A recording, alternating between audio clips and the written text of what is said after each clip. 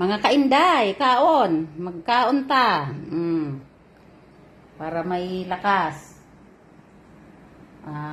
Ngayon, kakain ako ng kanin.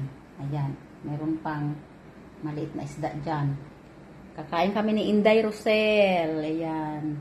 Mga kainday, yung ulam namin ito,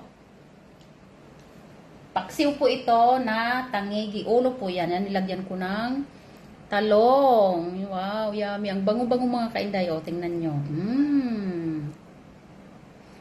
Busog na naman ang mga inday. Ayan, napakasarap mga kainday. Ang bango-bango. Diyos ko.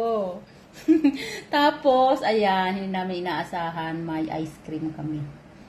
Nilibre kami ng aking alaga. Ayan. Silk. Tapos, magma, sabi niya dyan. Tapos, ang aking nanay naman ay nagbigay din ng 2 saging at 2 apples. Ayan, mga kainday, ang pagkain namin ni Inday Rosel ngayong araw. O, diba? Busog na naman. Masayang-masaya kami sa aming ulam na masarap. Paksiw.